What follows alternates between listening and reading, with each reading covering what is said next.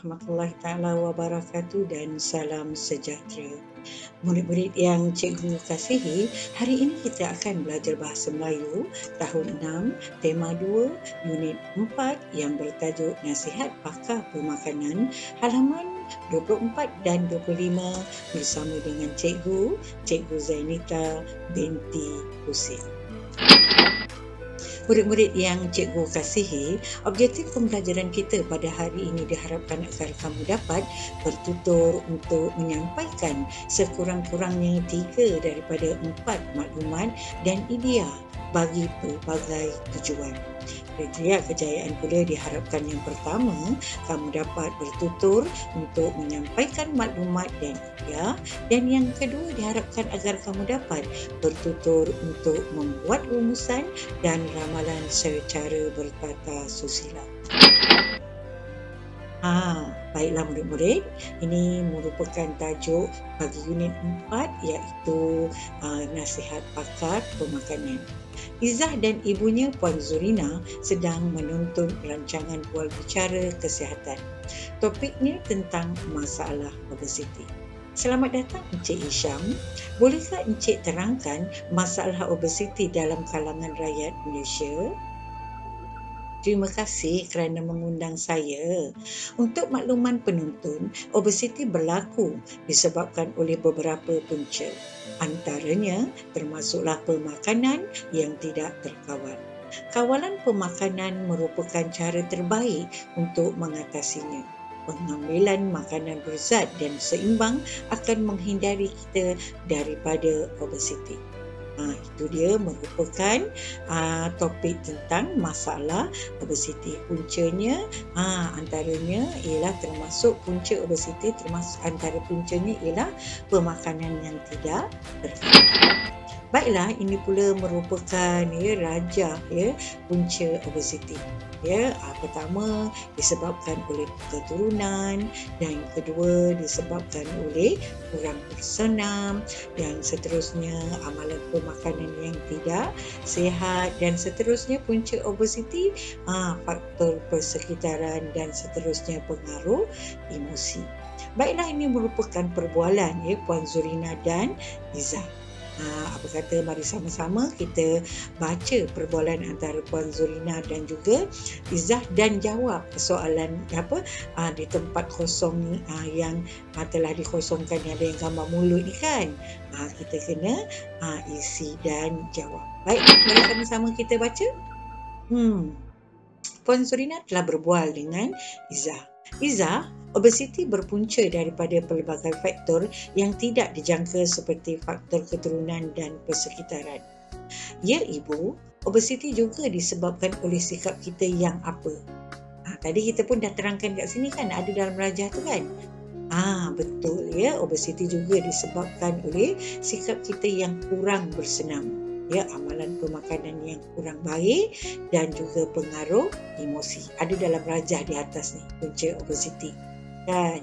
Baiklah, oleh itu obesiti perlu dicegah sejak kanak-kanak lagi. Betul Ibu, jika tidak, penyakit ini akan berlanjutan sehingga dewasa. Kita perlu ingat, kesihatan diri ialah tanggungjawab sendiri.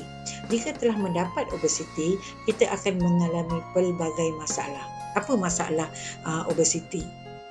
Contohnya, sukar berjalan dan cepat, penat. Selain itu, dari segi kesihatan pula, kita mudah mendapat tekanan darah tinggi, strok dan diabetes. Ini antara masalah yang akan dihadapi sekiranya kita mengalami masalah obesiti. Baiklah, rumusan. Ini cara nak buat rumusannya. Aktiviti seterusnya, bertutur untuk membuat rumusan dan ramalan secara bertata susila. Jadi apa rumusan setelah kita faham tadi dalam perbualan tentang punca obesiti kan, kemudian akibat obesiti, masalah-masalah yang dihadapi oleh mereka yang mengalami obesiti. Apa rumusannya? Apa ramalannya? Baiklah, di sini cikgu bagi contoh cara nak buat rumusan. Baiklah, rumusan saya, kita perlu mengawal pemakanan kita dengan memilih makanan yang berzat dan seimbang sebagai diet harian. Jika kita dapat mengamalkan cara hidup sihat ini, ramalan saya, kita akan sihat dan tidak obes serta memudahkan kita untuk melakukan pelbagai kerja. Jadi rumusan ni apa cara kita, apa tindakan kita hendak mengawal obesiti supaya kita tidak mengalami masalah obesiti. Dan ramalan pula sekiranya kita dapat mengawal mengatasi masalah obesiti ni, kita akan menjadi sihat dan tidak obes serta kita mudah untuk berjalan, tidak mudah penat dan mudah untuk melakukan pelbagai kerja. Ini antara contoh untuk membuat rumusan dan juga ramalan secara bertata susila. Apa pula ni? Jom kita uji minda. Soalan tak susah, soalan mudah je. Cikgu selalu cakap mudah, tapi memang mudah. Soalan memang tak susah. Kamu pun boleh jawab sebagai ulang kaji sahaja. Apa kata? Jom kita uji minda. Baiklah, isi tempat kosong dengan pilihan jawapan yang tepat. Jawapan telah pun disediakan dalam kotak ni: sedikit, penyakit, kesihatan, tenaga, pertumbuhan. Jadi soalan yang pertama, pemakanan seimbang penting bagi mengekalkan apa? Pandai. Sedangkan kesihatan. Baik, yang kedua, makanan yang mengandungi zat vitamin dapat mencegah apa? Pandai, betul. Dapat mencegah penyakit. Makanan yang membekalkan apa? Ialah makanan berkarbohidrat seperti nasi. Betul tenaga. Makanan berkarbohidrat seperti nasi membekalkan tenaga. Kekurangan sumber protein boleh membantutkan apa seseorang? Betul pertumbuhan seseorang. Sebab tu kamu kena banyak makan makanan yang mempunyai sumber protein. Lemak perlu diambil dalam jumlah yang pandai, sedikit. Kenapa lemak perlu diambil dalam jumlah yang sedikit? Tadi kita pun dah bincangkan kan? Ya, betul, untuk mengelakkan obesiti supaya tidak obes. Baiklah, soalan kedua. Soalan ini, lengkapkan peta minda di bawah mengikut kategori piramid makanan. Kita pun dah sedia maklum piramid makanan. Dalam kotak ni nasi, roti, makanan yang mengandungi karbohidrat. Apa dia? Betul, nasi. Seterusnya roti, pandai. Baik, bayam. Karbohidrat ke? Bukan. Jagung? Ya, betul. Jami. Seterusnya bali. Ni bali kemudian pisang. Betul ke pisang ada karbohidrat? Temikai? Tak kan. Tomato? Tak juga. Oat? Ya. Oat makanan mengandungi karbohidrat. Terung? Tak juga. Rambutan? Pun tidak. Sayur-sayuran dan buah-buahan bukan makanan yang mengandung karbohidrat. Yang penghabisan sekali, yang terakhir sekali ialah jagung. Baiklah, seterusnya mari kita saksikan soalan ketiga. Kita kena sesuaikan. Ni ada roti, mi kan, roti canai. Ni makanan mengandungi apa ni? Pandai, karbohidrat. Karbohidrat secara umumnya menyediakan sumber tenaga utama dalam badan manusia. Ni ada pula apa ni? Susu, ikan, lepas tu ayam, telur, daging. Ni sumber apa? Ada susu, ada ikan, semua. Telur, sumber apa? Makanan yang mengandungi apa? Betul, protein.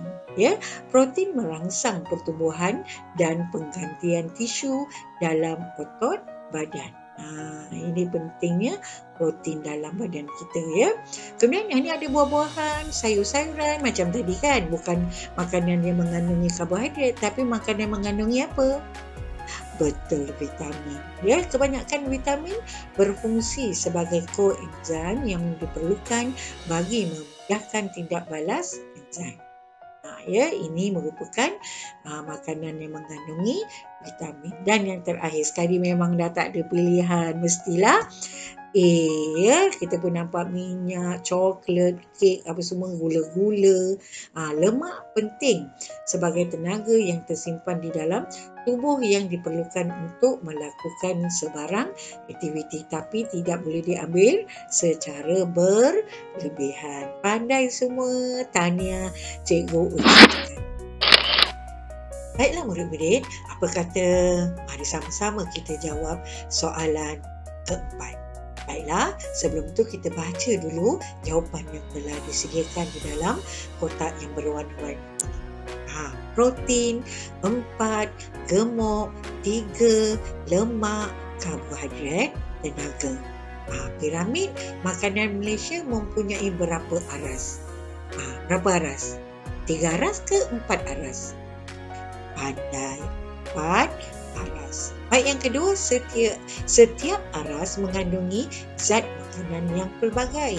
Zat protein terdapat dalam aras yang keberapa? Betul, ketiga. Baiklah, nasi mengandungi zat vitamin yang apa? Betul, karbohidrat. Tadi kita pun dah banyak kali sebutkan, mesti tahu kan?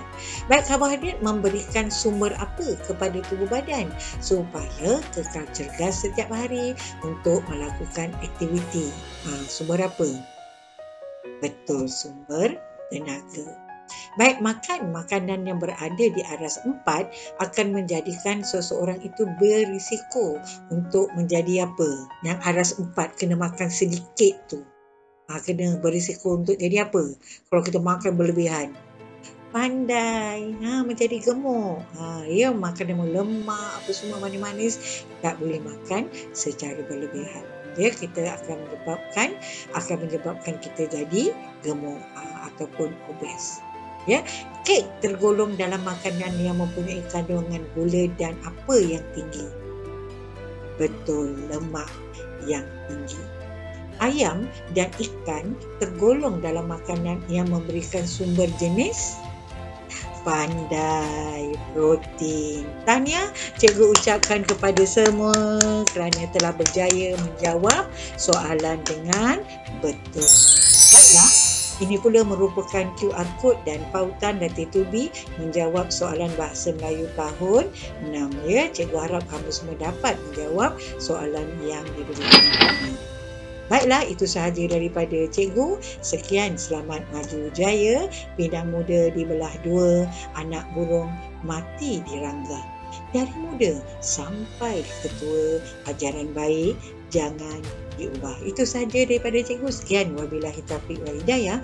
Wassalamualaikum warahmatullahi taala wabarakatuh.